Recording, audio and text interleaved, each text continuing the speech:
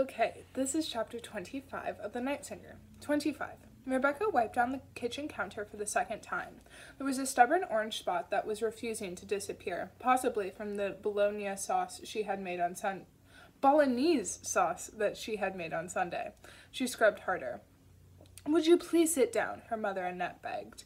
With a sigh, Rebecca wrung out the dishcloth and draped it over the tap. Spotting a lone breadcrumb clinging to the yellow cloth, she snatched it up again and rinsed it under the tap, eventually tossing it into the sink.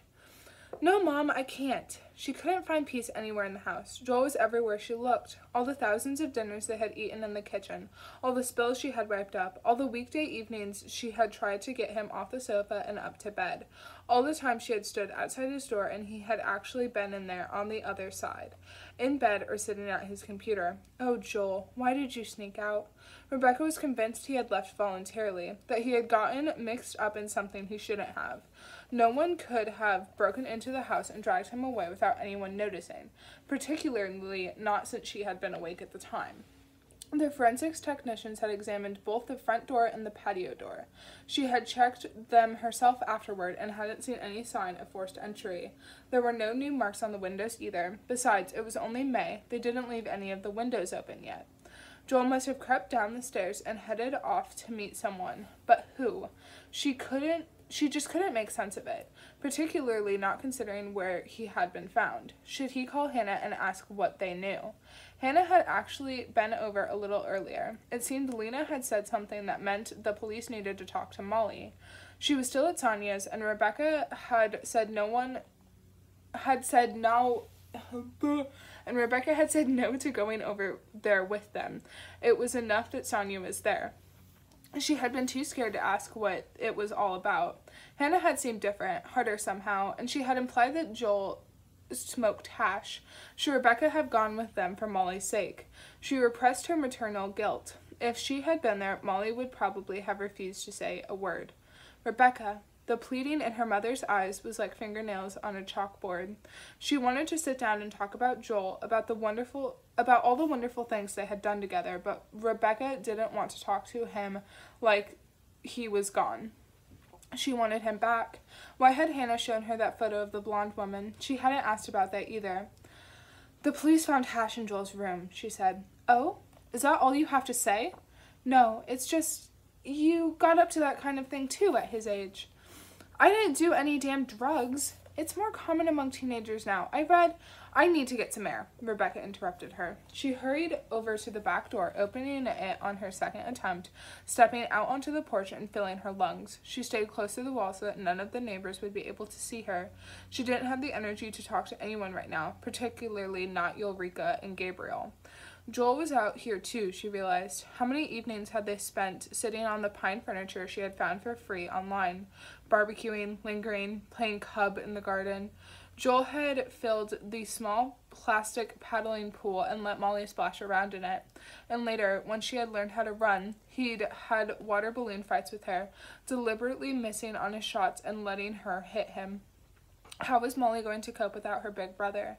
Rebecca peered through the trees. The new houses on the other side of the woods were too far away for her to be able to see properly, but she thought she could make out a dark silhouette moving between the trunks. Someone puttering about it in their garden, perhaps. She took in her own overgrown garden. Cutting the lawn occasionally was about the only gardening they ever did. No, not they. Joel. And only ever when he was desperate for money. Her eyes scanned left, toward Ulrika and Gabriel's house. It had been 2 days since they'd had grilled flank steaks on the enormous barbecue Ulrika had bought and sent stashed away in the garage. 2 days, but a different life. Rebecca had pressed her leg against Gabriel's beneath the table, and he had pulled away. At the time, she had assumed it was because he thought she was being careless, but he had probably already made up his mind. Just a few hours later, she had been on the floor of her studio, clinging to that same leg, physically trying to keep him there with her. He had told her to stop acting like a fucking child, and she had crawled into the cramped toilet and thrown up. When she eventually got back to her feet, he was gone. What if it was Axel who had killed Joel after all? Her thoughts hopped around like birds hunting for seeds. She hadn't heard from him again. The fact that she had fallen for someone like Axel now seemed completely incomprehensible. Money doesn't make anyone happy, but it helps.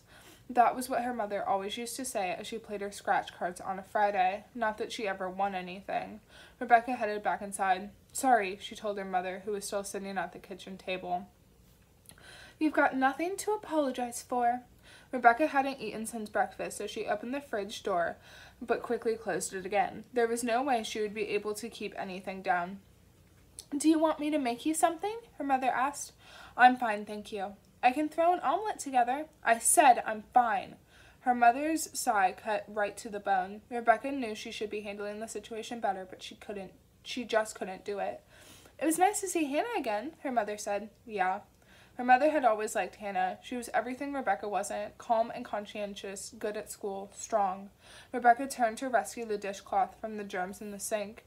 Through the window at the gable end of the house, she saw that Gabriel was standing in his driveway, gazing over at her house. He looked sad, which brought her a hint of satisfaction considering how he had humiliated her. He had come to the studio with a bottle of wine, and he hadn't brushed away her hands when she caressed him. It was only once they had emptied the bottle that he dared tell her that he no longer wanted to see her. Not like that. She quickly stepped to one side so that he wouldn't spot her. Rebecca had only bothered to close the blinds on the front of the house, since that was where it was most overlooked. Neither Ulrika nor Gabriel had been in touch since the barbecue, and that bothered her, though she could understand why he might want to stay away. What had she ever seen in him? He had said all kinds of things he probably didn't mean in order to get what he wanted: sex. Telling her she was both funny and beautiful, fulfilling her need to be seen. But things were never quite that simple. He had made her laugh, talked to her like she wasn't just some housewife. Still, in comparison to Joel, he was nothing, and Rebecca felt like wiping Gabriel from her memory, pretending they had never had a relationship at all. But what about Ulrika? Rebecca both wanted and didn't want her to get in touch. Rebecca felt like she needed to see the place where Joel had been found. She might never know what had happened to him, might never get any closer to the last few moments of his life than the rest area. The police couldn't even tell her whether that was where he had died. The simplest option would be to ask her mother to drive her over there, but the thoughts exhausted her. She didn't want her reproaches and worries there beside her. "I'm sorry," she said, "but I need to be on my own for a while." "Stop apologizing," said her mother, getting to her feet. Rebecca let her mother give her a long hug. "You know where I am if you need anything," she said as she disappeared through the front door. Petrie had taken the Volvo to work, but they had a rusty old Saab that Rebecca sometimes used when he was at home. She knew that driving over there herself was out of the question, that she would probably end up in a ditch if she tried. She could wait until Petrie got home, of course, but she wasn't patient enough for that. Maybe she should send Hannah a message asking her to tag along, but she wasn't sure she could handle that either. Besides, she didn't want to bother her, didn't want to risk slowing down the investigation. The place itself would never be enough. Rebecca needed to know what had happened to Joel. The last day. Joel is the last to board the 102 bus to Guardby, and he heads straight for a seat in the back like always. He wants to be able to keep an eye on things, doesn't like having people behind him. There are no more than 10 other people on the bus, but he avoids their gaze. Most of them pay no attention to him anyway. Tide from Lena's class is here, with another girl he doesn't recognize. They're huddled together, laughing at something on Tald's phone. A few weeks earlier, Tald had tagged along to the cinema in Kalmar with him and Lena. She didn't have anyone else to go with. Tald glances at him now with an incredibly guilty look on her face. But why the hell should she feel bad? It's great that she's managing to find a friend. Without a word, she looks back down at her phone. Joel reaches his seat without having to speak to anyone, and as he slumps down into it, it feels like he'll never be able to get up again. Just a few seconds later, the anxiety returns, tearing away at him. He'll be stuck with these nagging thoughts for a whole half hour. The bus pulls away and he takes out his phone and checks the screen. The battery is down to 8%. Nadine has sent him a message. "What you up to?" It feels so good to have someone who really cares. His mom does too, of course, but it often feels like she has some kind of glass wall around her. Joel is pretty similar in that regard. "On the bus to Guardby," he writes. "Phone's gonna die soon." He adds a few crying emojis, and Nadine replies with the same. Joel watches the trees racing outside, the sunlight filtering through the gaps between their trunks in a dusky dance. The bus route goes right up to Algerstrom, before turning off toward Garby.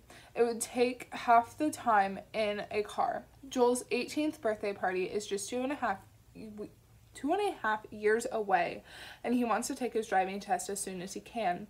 Ideally, get a car too, but in order to afford that, he'll have to find a job. He doubts his mother will want to pay for any of it. She had been reluctant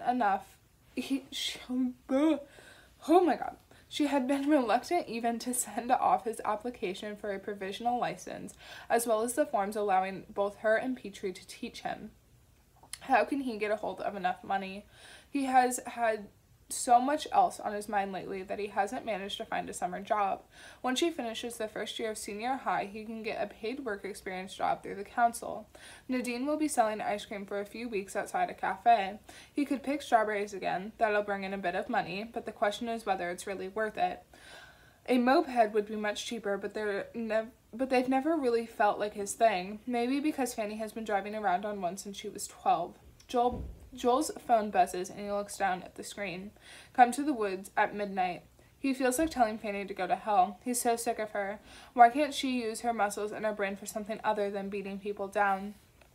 Fanny is actually a bit like Axel. They both think they can take and take without ever having to give back. They both think the world is theirs for the taking. But if Joel writes anything Fanny doesn't like, Molly will be the one who pays, and Joel has to protect her. He has no other choice but to go to the woods. He knows there isn't any point asking what will happen once he gets there.